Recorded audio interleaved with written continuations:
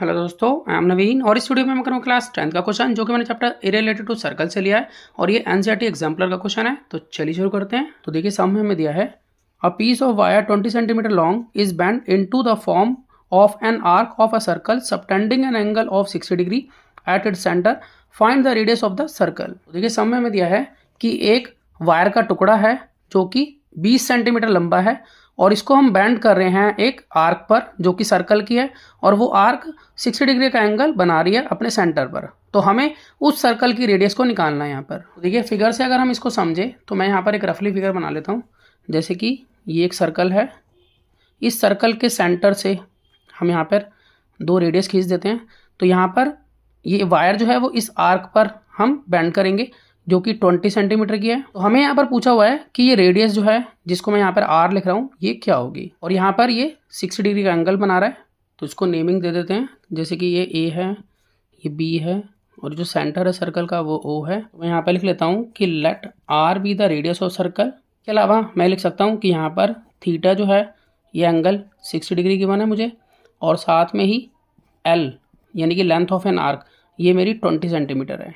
तो देखिए यहाँ पर हम लेंथ ऑफ एन आर्क के फॉर्मूले से रेडियस को निकालेंगे।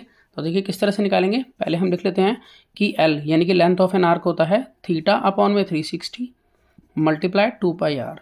तो देखिए जैसा कि हम ये 20 सेंटीमीटर की जो वायर है उसका टुकड़ा हम लेंथ ऑफ एन आर्क पर लगा रहे हैं, तो यहाँ पर एल जो है वो 20 सेंटीमीटर हो जाएगा।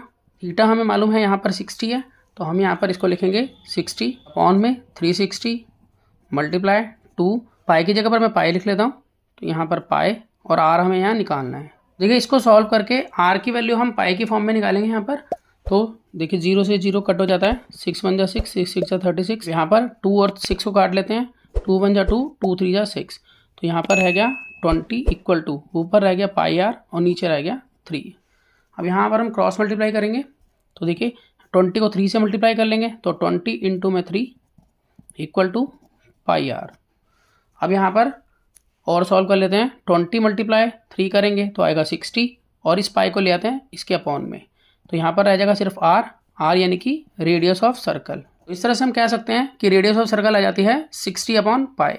तो मैं आशा करता हूँ कि आपको समझ में आया होगा। इसी तरह के बहुत से सम क्लास 10 के लिए पहले से अपलोड हैं, आप उन्हें देख सकते हैं। तो मिलते हैं नेक्स्ट वीडियो में और नए सम के साथ, तब तक के लिए गुड बाय।